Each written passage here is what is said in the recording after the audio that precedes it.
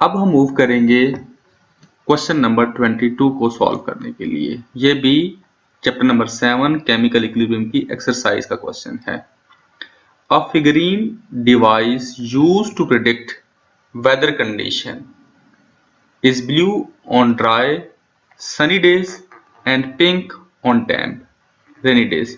यानी फिगरीन ऐसी डिवाइस है जब धूप हो तो इसका कलर ब्लू होता है और जब रेनी डेज हो मॉइस्चर हो तो इसका कलर क्या हो जाता है, pink. These figurines are coated with substances containing chemical species that undergo following equilibrium। और ये इक्विलिब्रियम का रिएक्शन है, यानी जब धूप होगी तो इक्विलिब्रियम किसी एक तरफ शिफ्ट हो जाएगी, जब मॉइस्चर होगा तो इक्विलिब्रियम दूसरी तरफ शिफ्ट हो जाएगी। आपने बताना है कि किस कंडीशन में क्या होगा, ठीक है। तो पहले तो देखें कि जब पिंक कलर होता है किस कंडीशन में, डैम कंडीशन में, यानी जब मॉइस्चर बहुत ज्यादा होगा। क्या होगा, मॉइस्चर बहुत ज्यादा होगा। मैंने उसी इक्विलिब्रियम को दोबारा लिखा है, लेकिन मैंने यहां कलर स्कीम डिफरेंट यूज की है।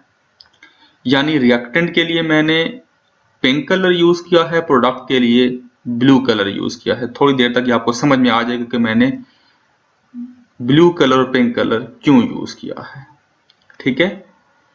जब बहुत ज्यादा कंडीशन रेनी डेज में डैम कंडीशन होगी तो वाटर क्या होगा, बहुत ज्यादा हो जाएगा। ये इक्विलिब्रियम बैकवर्ड शिफ्ट हो जाएगी।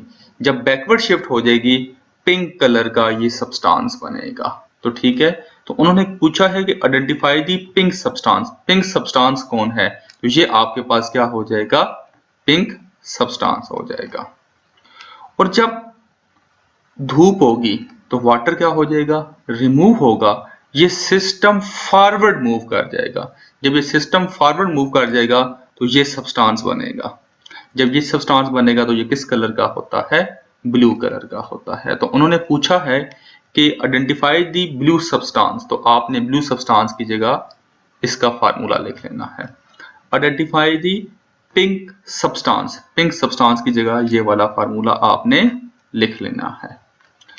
हाउ, पार्ट सी क्या होगा, how is Le Chatelier's principle applied here. अब आपने इस पे जो आपने सिलेक्शन की है कि कौन सा कंपाउंड पिंक कलर का है, कौन सा कंपाउंड ब्लू कलर का है, फिर आपने उस पे लिशेटियर प्रिंसिपल अप्लाई भी करना है। मैं लिशेटियर प्रिंसिपल अप्लाई करने लगा हूं। During rainy days concentration of water increases, hence this equilibrium shift in a left direction and pink color compound is formed. But when condition is dry, water will remove. So in order to maintain equilibrium, this equilibrium should move in a forward direction। जब ये forward direction move करेगा तो pink colour का बन जाएगा, ठीक है।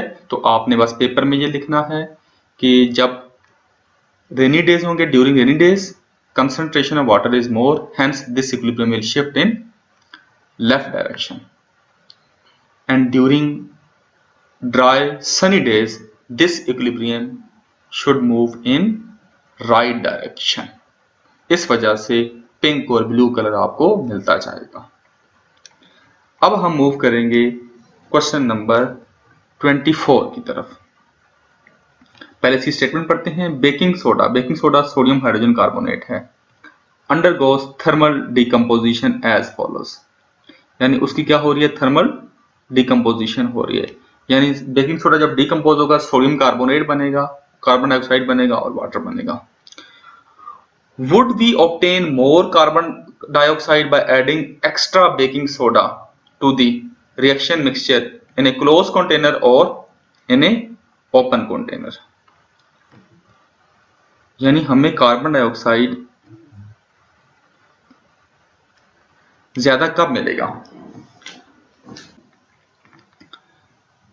अगर हम क्लोज्ड कंटेनर में बेकिंग सोडा की डिकम्पोजिशन करेंगे तो आपके पास इक्विलिब्रियम एस्टेब्लिश हो जाएगी। लेकिन अगर कंटेनर क्या हुआ, ओपन हुआ, तो जैसी कार्बन डाइऑक्साइड बनेगी और गैसियस वाटर बनेगा, ये क्या हो जाएगा, उस कंटेनर में से रिमूव हो जाएगा। As a result equilibrium forward की तरफ शिफ्ट हो जाएगी। जब इक्विलिब्रियम फॉरवर्ड की तरफ शिफ्ट हो जाएगी तो मोर कार्बन डाइऑक्साइड बनाती जाएगी। तो कहने का मकसद क्या है कि आपके पास जो सोडियम हाइड्रोजन कार्बोनेट की डिकम्पोजिशन से कार्बन डाइऑक्साइड ज्यादा बनेगी, वो किस में बनेगी, ओपन वेसल में। बिकॉज ओपन वेसल में जैसी कार्बन डाइऑक्साइड और वाटर बनेगा वो रिमूव हो जाएगा। जैसी वो रिमूव होगा इक्विलिब्रियम शिफ्ट हो जाएगी फॉरवर्ड की तरफ। जब इक्विलिब्रियम फॉरवर्ड की तरफ शिफ्ट हो जाएगी तो जितना भी आप सोडियम हाइड्रोजन कार्बोनेट ऐड करते जाएंगे वो फॉरवर्ड की तरफ शिफ्ट होता जाएगा, शिफ्ट होता जाएगा। यानी हम ये कह सकते हैं कि ओपन कंटेनर में आपको इक्विलिब्रियम मिलेगी ही नहीं। जो भी आप सोडियम हाइड्रोजन कार्बोनेट ऐड करेंगे वो तमाम का तमाम सोडियम हाइड्रोजन कार्बोनेट डीकम्पोज होके सोडियम कार्बोनेट, कार्बन डाइऑक्साइड और वाटर बना लेगा। तो हमें ओपन वेसल में ज्यादा कार्बन डाइऑक्साइड मिलेगा, क्लोज वेसल में कम कार्बन डाइऑक्साइड मिलेगा। अब हम मूव करेंगे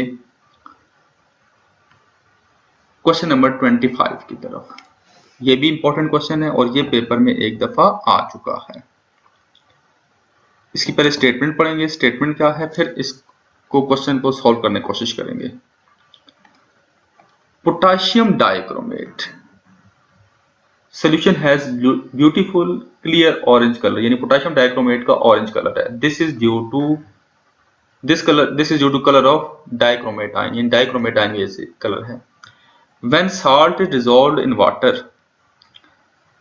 the following equilibrium is set up on heating solution, यानी पोटेशियम डाइक्रोमेट को जब पानी में ऐड करो तो ये इक्विलिब्रियम एस्टैब्लिश हो जाती है। अब आपने बताना ये है what will happen if dilute sodium hydroxide is added to this solution, यानी डाइल्यूट सोडियम हाइड्रोक्साइड ऐड करेंगे तो ये इक्विलिब्रियम कहां शिफ्ट होगी। आपको मालूम है व्हेन बेस ऐड करेंगे it will remove H+ ions, तो H+ आयन की कंसंट्रेशन क्या हो जाएगी, कम हो जाएगी। Hence this equilibrium will shift in forward direction. जब ये इक्विलिब्रियम फॉरवर्ड डायरेक्शन में मूव करेगी तो सॉल्यूशन का कलर क्या हो जाएगा, येलो हो जाएगा। मैं आपको दोबारा बताता हूं, base will remove H+ ion from A solution, then according to Le Chatelier principle this equilibrium should move in forward direction. As a result color of solution will be yellow। ये इसका क्या हो जाएगा, आंसर हो जाएगा। Part 2 क्या है, this is followed by dilute hydrochloric acid, यानी अब आप क्या ऐड कर रहे हैं, हाइड्रोक्लोरिक एसिड ऐड कर रहे हैं। When we add hydrochloric acid into this equilibrium, it will increase the concentration of H+ ion. As a result, this equilibrium should shift in backward direction. यानी हम HCl ऐड करके H+ ion की concentration बढ़ाएंगे तो system क्या करेगा, इस change को अपोज करेगा। Then system will shift in backward direction. जब सिस्टम बैकवर्ड डायरेक्शन में मूव करेगा तो डाइक्रोमेट आयन ज्यादा बन जाएगा, और जब डाइक्रोमेट आयन ज्यादा बनेगा तो कलर क्या आ जाएगा, ऑरेंज हो जाएगा। तो बस पेपर में आपने सिंपली लिखना है when we add dilute HCl it will increase the concentration of H+ ion, then according to the Chatelier principle this equilibrium should move in backward direction, hence color of solution will be orange। अब हम last question करेंगे जो कि exercise का है। पहले इस question की statement, for the reaction between hydrogen and iodine to form hydrogen iodide, यानी हाइड्रोजन और आयोडीन के दरमियान रिएक्शन होकर हाइड्रोजन आयोडाइड बन रहा है। अच्छा, value of KC, equilibrium constant की वैल्यू कितनी है? 794। जब टेम्परेचर क्या है? टेम्परेचर है 298 केल्विन, तो इक्विलिब्रियम कांस्टेंट की वैल्यू है 794। ओके, जब टेम्परेचर कितना हो गया? 700 केल्विन, तो केसी की वैल्यू क्या होगी? कम होगी। कितनी? 54। इसका मतलब क्या है कि टेम्परेचर बढ़ाने से ये रिएक्शन बैकवर्ड में शिफ्ट हो रहा है। जब बैकवर्ड में शिफ्ट होगा, HI की कंसंट्रेशन क्या हो जाएगी? कम हो जाएगी, और रिएक्टेंट की कंसंट्रेशन क्या हो जाएगी? ज्यादा हो जाएगी। तो इसका मतलब क्या है कि टेम्परेचर, हमने ये पढ़ा हुआ है कि टेम्परेचर बढ़ाने से रिएक्शन हमेशा एंडोथर्मिक डायरेक्शन की तरफ शिफ्ट हो रहा है। तो इस इंफॉर्मेशन से हमें क्या पता चल रहा है? when we increase the temperature, reaction shift in endothermic direction. As value of Kc has been decreased, therefore this reaction must be endothermic in backward direction and exothermic in forward direction. मैं आपको दोबारा बता रहा हूं, as value of Kc has been decreased with increase in temperature. It's mean with increase in temperature, reaction shift in backward direction. Hence, backward direction is endothermic reaction and forward reaction has exothermic reaction. तो आपने ये paper में लिखना है। ये आपकी exercise complete हो चुकी है। जितने भी क्वेश्चन थे ले शार्टियर प्रिंसिपल से, मैंने वो तमाम क्वेश्चन आपको करवा दिए हैं। अपना ख्याल रखिएगा और दोस्तों से शेयर कीजिएगा। अल्लाह हाफिज।